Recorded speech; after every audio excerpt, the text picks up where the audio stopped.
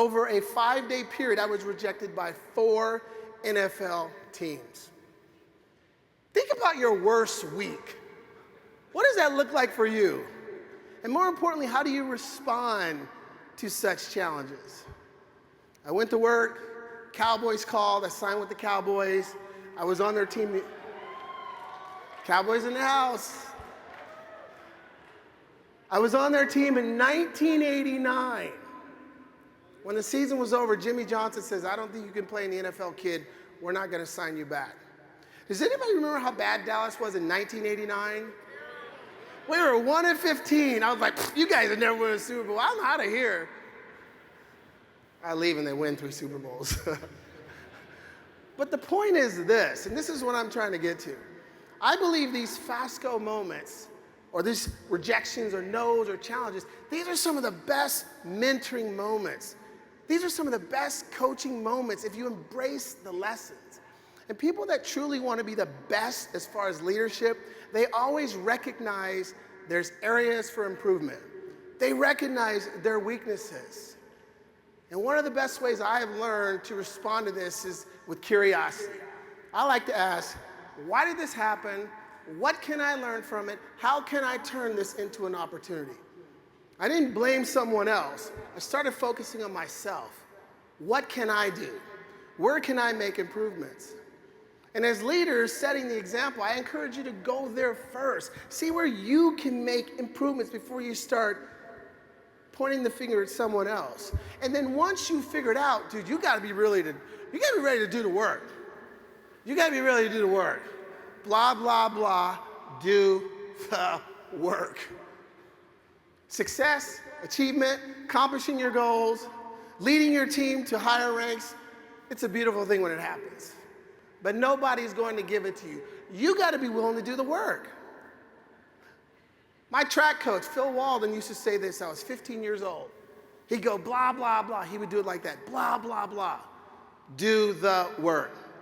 Because these athletes would come up with these excuses in terms of why they didn't run or why they didn't show up or why they didn't do this. He was like, no, no, no. You do the work, and when you do it with consistency, the results take care of themselves.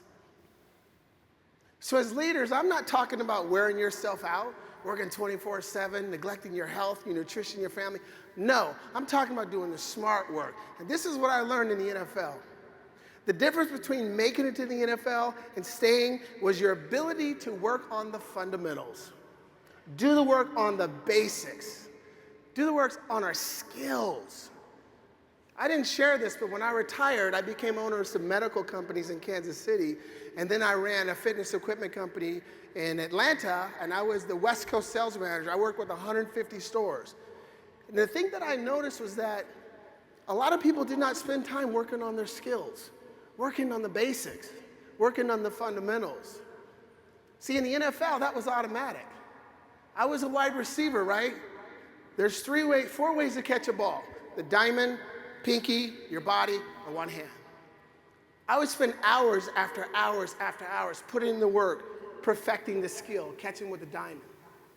When I got to the NFL, I'd say, you know what? I've been catching the ball since age 15. I don't need to work on this. When I got to my last year, I'd say, man, I've had a successful 9 years. I don't need to continue working on this. Continue to work on it. So my thought or challenge for all of you is, how much time do you spend as leaders working on the fundamentals, working on the basics? Because the basics are the basics, they don't change. We just have to decide how often we want to work on them. And when you do a little research, because I was doing some research, I was like, what are the most popular skills for leaders? Number 1 or number 2 was communication. How much time do you put in working on your communication skills? How much time do you spend improving them, enhancing them, getting better, being better at connecting and understanding your team members, or maybe even helping them developing their why? Or do you have this mentality of, I don't need to work on this anymore? Let me say this. In the NFL, it wasn't just about being good. We wanted to master the skills. And mastery is all about practice. You gotta be willing to put in the work. You got to be willing to put in the practice. You got to be willing to put in the time. And sometimes you got to be willing to be bad enough, long enough until you get good. And then when you get good, you continue to work on those skills and you continue to perfect them. So the question is, are you willing to commit to do the learning, the growing, the failing, the innovating, all the things that it's going to take? Because remember, you set the example for your team. Let me tell you this. When I got to the NFL, you quickly learn something. Everyone is talented. And so you realize that when talent meets talent, talent's not enough. So as NFL players, we had to do more. We had to do something extra to make the team. It's a good reminder that in any competitive environment, whether it's sports, business, or life, natural ability is not what's going to take you there. And I know there's a lot of talented people in here. So my question to you, what are you doing daily to strengthen this team? Think about that. Well, here's a quick tip, and this is what I learned when I saw the parity. It was all about making those 1% incremental improvements. Making simple improvements in my game every day was a goal. Here. And that was the difference between whether you made the team or not, or whether you were an asset to the team or a liability. And ultimately, that's how I want you to think. How can you strengthen this team? And remember, everybody in here, you're a leader in some capacity. And what do we know about leaders? Well, here's what we know. Let's go here and talk about track and field. Any track and field fans in here? Anybody love track? Let's see one right there. A few. I love track and field. I love watching it more than football.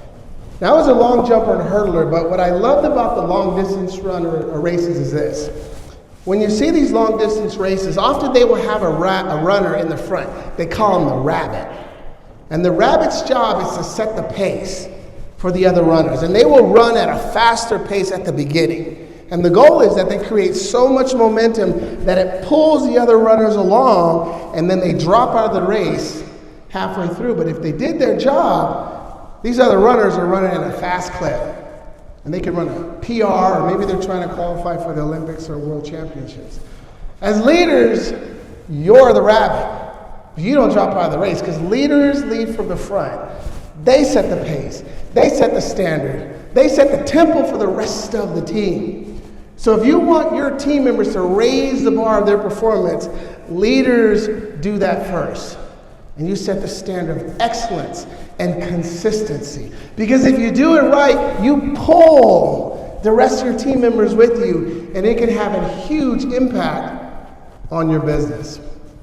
So to help you do that, I'm going to share a presentation that I call Seize Your Opportunities. I love the word opportunity because I felt that, and as you get to know me better, you're going to see I took advantage of a lot of opportunities. And an opportunity can be anything. Something you have to do, you want to do, or you need to do. You all have an opportunity at this summit to learn more about the company, the direction they're going in, networking and best practices and learning from each other and how you can continue to drive sales. I have an opportunity to present to you as the first guest keynote speaker. And my objective is to establish a framework so that you can maximize your experience here and leverage the knowledge, the information you're going to take in as you're at this event. And there's only one thing that I ask. I want you to take a look in the mirror and be honest with yourself. Evaluate yourself based on what I'm going to share and whatever else you learn, because in the NFL, everything was filmed. Imagine if you were filmed every day in your office. And then you take the film with your boss and they would analyze the film. And then your coworkers come to the room and they would analyze it too. And then you have to go home and analyze it yourself. That's what we had to do. And it was our responsibility to make the corrections, see the flaws, the errors, and make sure we didn't make the same mistakes the next day. Well, you're not being filmed, but I want you to think like that. Take in this information, see how can you use it to become a better leader? How can you use it to strengthen Pearl Vision? So who's ready to grow? Who's ready to be challenged? Who's ready to be inspired? If that's you, I want you to clap 2 times. All right, there's a lot of people in here. We can do better than that. If that's you, I want you to clap 2 times. That's what I'm talking about. All right, so let's go. Let's start here. So you got to get your head in the game. When you talk about going beyond boundaries, going above expectations, raising to new heights, you got to get your head in the game. And I believe this is one of the most perfect metaphors for life. Because every day mentally, we're either defeating ourselves or we're making ourselves champions. We're either in the game of life, leading the charge, or we're sitting on a sideline, whining and complaining about our circumstances. This is something our coaches would say to us all the time, because they want us to mentally prepare for the season, for training camp, for the game, because 90% of success, we know, is right between our ears. And as humans, we all deal with our own self-doubt, fear, excuses, self-limiting belief, negative thinking. And sometimes we allow outside influences to dictate how we think, and it affects our performance. So with this first point, I'm just talking about mindset. Mindset. Mindset is so important in anything you do because it has to do with what you think, why you think it, when you think it, how. It all matters. It's so critical. You could be having a conversation with a customer, a potential customer, a team member, a superior, whatever that one thought is, that one thought, so critical. It either takes you that way or that way. There is no in between. You either have the right mindset during that conversation to bring your best, or you don't. And if you don't, it's going to affect your performance, especially when things get challenging, especially when you're uncomfortable. And if you don't have your mindset right, how are you going to be able to perform at your best? If you're leading teams, how are you going to be able to effectively lead your teams? So let's talk about these 2 points. I love this concept. It was developed by Carol DeWitt. Fixed mindset versus a growth mindset. Again, as we talk about these, which one are you? People that have a fixed mindset, they say, they feel their qualities are fixed, their abilities are fixed, they get to a certain point and they won't put in the extra time to improve. And as a result, they don't reach their potential. Their performance becomes stagnant or they go on a decline. But those with the growth mindset, they have the underlying belief that they know that success is connected to learning and growing. And they're willing to keep putting in the work because they know it leads to greater achievement. And these are the ones that are ready for opportunities because they're open and they're curious. And studies say that people that have a growth mindset, they naturally foster qualities like determination, resilience, perseverance, and grit. And they have a work ethic that cannot be interrupted. So if you're someone that struggles with this from day to day, maybe mentally you get some of those negative thoughts. Here's what's always worked for a 5'10", 157-pound wide receiver. You adopt a positive growth mindset. We understand growth, a positive growth mindset. Because when you have a positive mindset, you're not rattled every day. Whatever happens, you're not fazed by it. You wake up every day and you're like, let's go, it's a new day, I'm ready to rock and roll. You see the bright side of everything. And you expect the best to happen. And you also see these as opportunities. And when you have a positive growth mindset, it's fueled by positive self-talk. How you talk to yourself every day will affect your confidence. It will affect your performance and your ability to bring your best. You know how intimidating it was for me initially to be in the huddle with Joe Montana? I remember being in the huddle with Joe the first time. I'm like, that's Joe Montana. I was in 8th grade watching him throw the ball. But now I'm in the huddle with him. And initially, here comes the negative self-talk. Man, this is Joe Montana. He's won 4 Super Bowls. He's an all-pro. He throws to Jerry Rice, who's the greatest ever. And I had to catch myself. No, JJ, you're 6 years in the league. You've played with so many different quarterbacks. You're ready. You're faster than Jerry Rice. I mean, I would feed myself positive talk, because if not, that would take me down and out and I wouldn't be able to perform with one of the best. So for you, let's say maybe you're having a meeting with someone and you're a little uncomfortable and that negative self-talk, you got to flip it. Hey, I got this meeting. We got great products and service. I'm qualified. We're going to take care of this person. You got to feed it right away because it is so important to your success, especially when you're going beyond boundaries, where people don't expect you to go. I talk about this first because I'm like the poster child of mindset. You know why? Because the number one question people ask me about my NFL career is not what was it like to play in the NFL, not what was it like to play with Joe, not what was it like to play at Arrowhead. It's like, wait a minute. How did you play 9 years at 5'10", 157 pounds? I was one of the lightest players during my career. I mean, I'm like one of the lightest players under 160 pounds that's had such a long career. I mean, they used to list me in the program at 180 pounds. My coach would say, I don't want the defense to know how small you really are.